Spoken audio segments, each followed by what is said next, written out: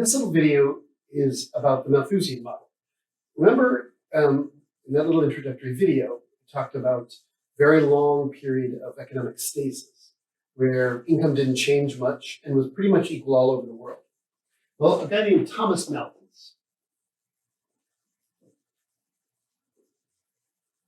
wrote at the end of the 18th century a very famous book entitled An Essay on Population.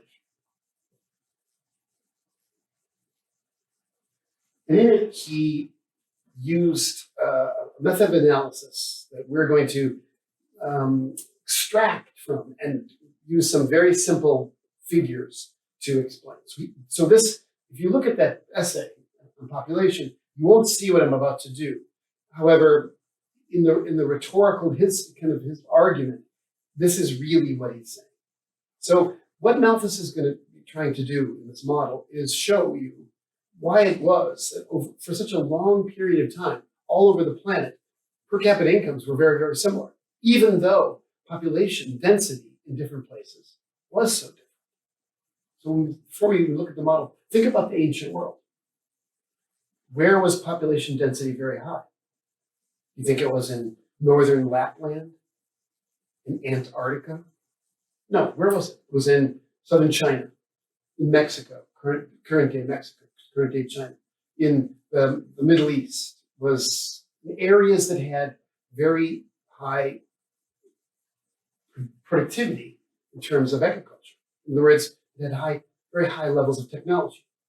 But those areas didn't have high levels of per capita income, median levels of income.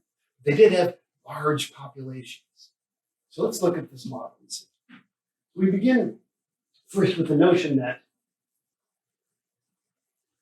and think about this in terms of any kind of model of birth behavior, the birth rate, that is to say, the birth per 100,000 or something like that, and we relate it to per capita incomes Y. So this is per capita median income. Okay? Now, at very, very, very low levels of per capita income, the birth rate's relatively low. And as incomes start to rise, the birth rate rises and then reaches a kind of maximum. So for any given population, right, there's only some number of females, so the birth rate can only rise so high. Okay? That's the birth rate. Likewise, at very, very low levels of income, the death rate is relatively large, right? And then as incomes rise, it tends to fall. And then, also reaches a minimum. Sorry to say, that no matter how high your income is, still mortal, okay? So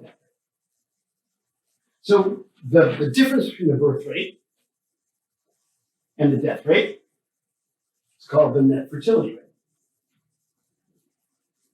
You can see right here, the net fertility rate is 0. That means, of course, the population isn't changing. So we'll call that Y hat, okay? Now, some of you might be looking at this and saying, wait a minute. As incomes rise, the birth rate is rising. But isn't it true in the modern world where incomes are very high, France, Scandinavian countries, for example, the US even, aren't birth rates very, very low? Aren't birth rates about 0? That's true. That is true. And we'll get to that. We will get to that, my friends. And that's a very important transition. Remember in the introductory video, I showed you there were places that had population decreases and population growth decreases. That occurred in places that industrialized. And we'll look at what would be the economics behind that. We will look at that. But in the ancient world, this was far more the relationship. That as incomes rose, surviving children increased and the net fertility rate actually increased. That is a profound difference between this period, the Malthusian period, and the modern period. Okay, so we have this, right? We've noticed that at Y hat here, the net fertility rate is 0. Okay, so if we looked at here, we had a population level here, okay? That's a population on the vertical axis. And here we have the same horizontal axis, per capita, median per capita. Okay?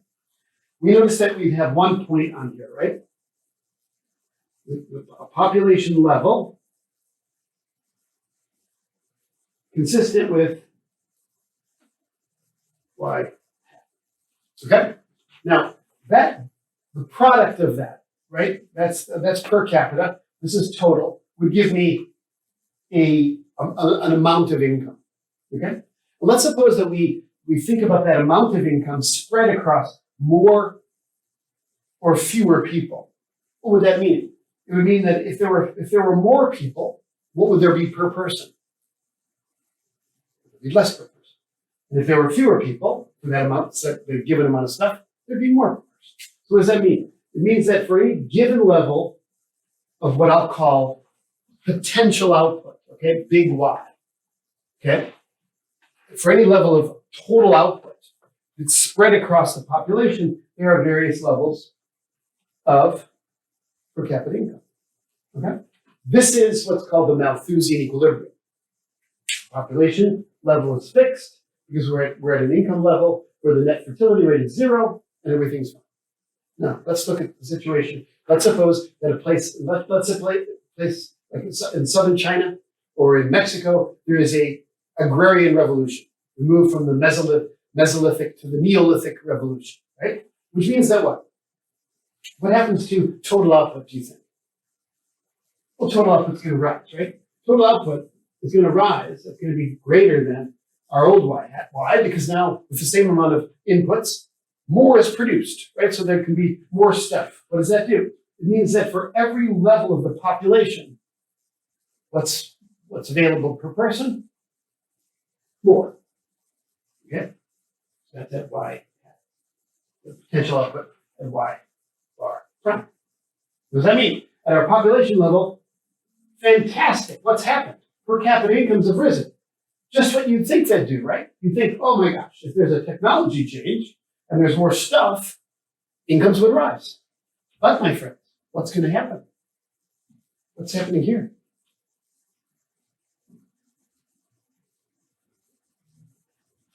Whoa, the birth rate exceeds the death rate. Which means what? What does it mean about the net fertility rate? The net fertility rate here is positive. What does that mean? What's happening to population? Population is rising. So what do? We move this way. And as we do, we're moving this way. Back to what? Back to Y. So in this Malthusian, this process by which an increase in technology causes a temporary increase in median per capita incomes that is bid away by increased population, that is called the Malthusian trap.